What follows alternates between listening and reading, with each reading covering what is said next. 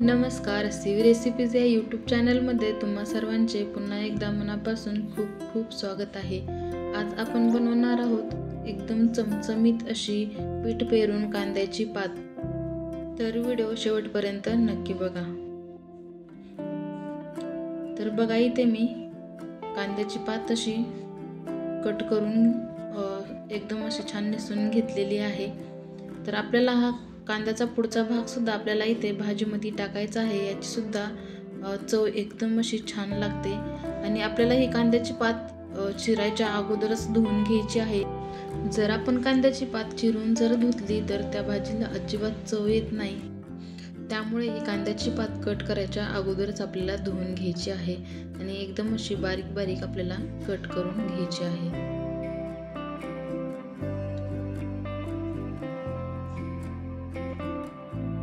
आपली इथे पूर्ण कांद्याची पात कट करायची झाली, एका ताटामध्ये काढून घ्यायची आहे। आणि आपण या कांद्याच्या पातीमध्ये इथे मी मुगाची डाळ वापरली आहे। तुम्ही याच्या जागेवर हरभऱ्याची डाळ सुद्धा वापरू शकता। तर हरभऱ्याची जर तुम्ही डाळ घेतली तर तिला अगोदर 15 मिनिटं तरी भिजत ठेवा, म्हणजे पटकन शिजते। आपण इथे ही कांद्याची पात सुकी बनवणार आहोत, त्याच्यामुळे डाळ शिजायला थोडा वेळ लागतो। तर इथे ही मुगाची डाळ सुद्धा मी एकदा धुवून घेतली आहे आणि अशीच आता भाजीला फोडणी देईपर्यंत पाण्यामध्ये ठेवून द्यायची आहे। तर इथे फोडणी देण्यासाठी मी कढई गरम करून घेतली, त्याच्यामध्ये 2 चमचे तेल टाकले। तेल चांगलं गरम झालं की त्याच्यामध्ये अर्धा चमचा मोहरी टाकायची।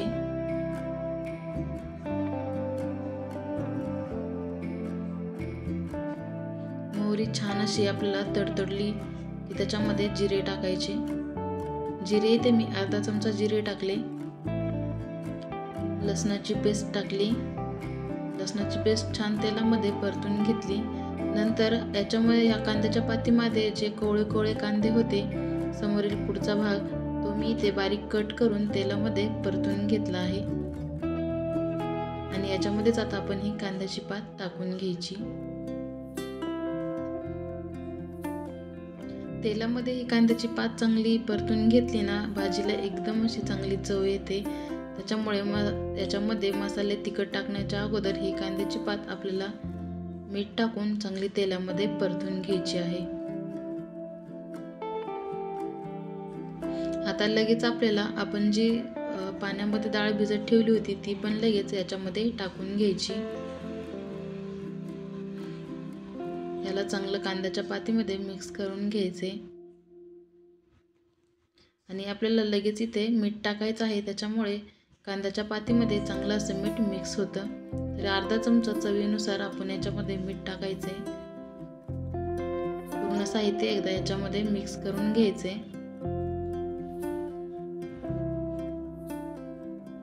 आता गॅस आपल्याला इथे एकदम कमीच ठेवायचा आहे आणि याच्यामध्ये आपले ही डाळ आणि मीठ चांगलं मिक्स झालं की याच्यावर ताट ठेवून आपल्याला असंच एकदम लो मीडियम गॅसवर 2 मिनिटासाठी ही कांद्याची पात परतून घ्यायची आहे। बघा, आता इथे 2 मिनिट झालं आहे। मस्त अशी आपली कांद्याची पात इथे तेलामध्ये आणि मिठामध्ये छान अशी परतून झाली। याला परत एकदा हलवून घ्यायचे।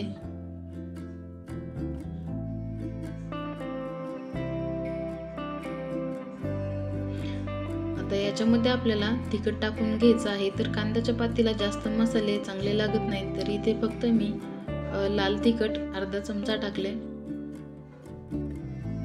कांद्याची पात कशी थोडीशी तिखट असली ना तर खायला एकदम छान लागते। तर अर्धा चमचा इथे लाल तिखट आणि अर्धा चमचा इथे मी काळा मसाला वापरलेला आहे। छान असा याच्यामध्ये मिक्स करून घ्यायचा। 1 ते 1.5 मिनिटासाठी तेलामध्ये चांगला परतून घ्यायचा।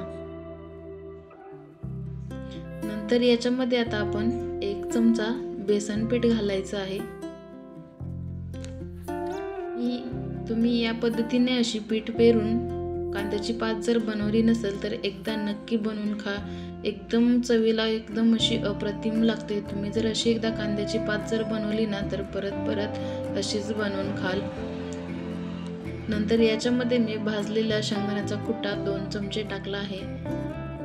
हा पूर्णपणे ऑप्शनल आहे, तुम्हाला जर नसेल टाकायचा तरी तुम्ही स्किप करू शकता, परंतु इथे मी 2 चमचे शेंगदाण्याचा कुट्टा टाकलेला आहे, तोही तेलामध्ये छान असा परतून घेतला। या भाजीसाठी आपल्याला अजिबात कसलाही पाण्याचा वापर करायचा नाही, एकदम तेलामध्येच आपण ही भाजी बनवणार आहोत। तर तेल थोडंसं अर्धा चमचा जास्तच टाकून घ्यायचं। याच्यावर मस्त फ्रेश अशी कट करून कोथिंबीर टाकली। बघा एकदम अशी चमचमीत दिसायला, बघितली की तोंडाला पाणी सुटेल अशी आपली इथे पीठ पेरून ही कांद्याची पात तयार झालेली आहे। तुम्ही ही भाजी टिफिनसाठी सुद्धा, मुलांसाठी सुद्धा डब्यामध्ये देऊ शकतात आणि खायला चपातीसोबत, भाकरीसोबत, भातासोबत, कशासोबतही एकदम अशी अप्रतिम लागते। तर रेसिपी कशी वाटली नक्की कमेंट करून सांगा आणि शिव रेसिपीज या चॅनलला तुम्ही अजून सबस्क्राईब केलं नसेल तर पटकन सबस्क्राईब करा। पुन्हा भेटूया अशाच एका नवीन रेसिपीमध्ये, तोपर्यंत मस्त खा आणि मस्त राहा। पूर्ण व्हिडिओ बघितल्याबद्दल खूप खूप धन्यवाद।